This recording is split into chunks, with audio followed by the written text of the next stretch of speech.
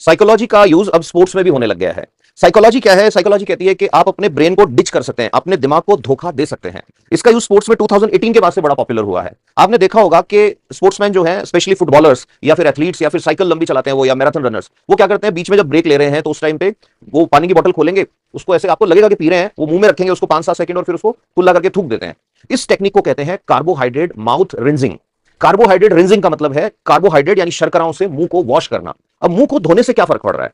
तो इसको ऐसे समझो कि आपका दिमाग काम करता है स्टिमुलाई रिवॉर्ड रिस्पॉन्स मैकेनिज्म पे। स्टिमुलाई का मतलब उसको कोई सिग्नल मिल रहा है, रिवॉर्ड का मतलब उस सिग्नल से उसको हैप्पीनेस मिल रही है, और रिस्पॉन्स का मतलब उस हैप्पीनेस का इफेक्ट आ रहा है। तो होता क्या है कि उन लोगों को जो पानी दिया जाता है, उस पानी में ग्लूकोन डी या ग्लूकोज या इस तरह के बहुत सारे कार्बोहाइड्रेट्स मिक्स रहते हैं। अब क्या होगा कि खिलाड़ी उस कार्बोहाइड्रेट वाले पानी को पिएगा नहीं, उस पानी को मुंह में लेगा, कुल्ला करेगा। जब वो उस पानी को कुल्ला कर रहा है, रिंजिंग कर रहा है मुंह में, तो उसकी जीभ पे उसके सॉफ्ट पैलेट दो तरह का पैलेट होता है। हार्ड पैलेट ऊपर है, जीभ टच करोगे तो मुंह के अंदर हार्ड पैलेट, और आपका जो फेरिंग्स मतलब जहां से हम खाने को निगलते हैं, ग्रसनी कहते हैं, वहां से न्यूरॉन्स जाते हैं ब्रेन को सीधे।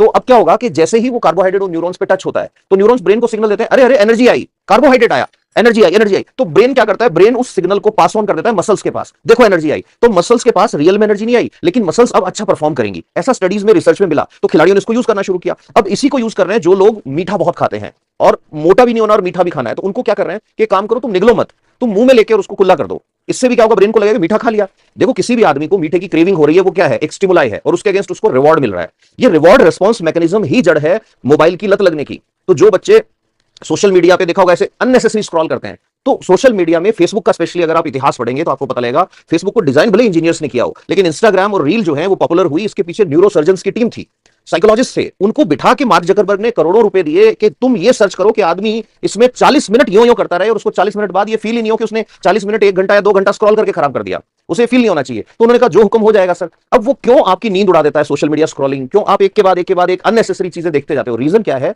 कि वो हर रील जो आप देखते हो वो आपको स्टिमुलाई देती है। स्टिमुलाई के अगेंस्ट आपके ब्रेन को लगता है आपने कुछ प्रोडक्टिव किया तो आपको रिवॉर्ड मिलता है। इसीलिए आप देखना सोशल मीडिया पे, मैं मेरा नहीं कह रहा, किसी भी एजुकेशन का चैनल देखोगे उस पर इतने सब्सक्राइबर, इतने व्यूज नहीं है जितना नाचने गाने वालों पे है। फालतू, जितनी फालतू हरकत होगी उस पर व्यूज उतने ही ज्यादा। क्यों? ये साइकोलॉजी का हैक है, और जिस आदमी ने इसको समझ लिया उसका फ्यूचर दुनिया में औरों से ज्यादा ब्राइट है। इसीलिए समझदार बच्चे जो है वो चैट जीपीटी से पढ़ाई नहीं कर रहे हैं, क्योंकि चैट जीपीटी, ग्रॉक या कोई भी और एआई टूल आपको तुरंत आंसर तो दे देता है, लेकिन उस स्ट्रगल से आपको बचा रहा है जो बुक्स में से आपको करना था। कि रिवॉर्ड बिहेवियर का सबसे बढ़िया जो केमिकल होता है डोपामीन।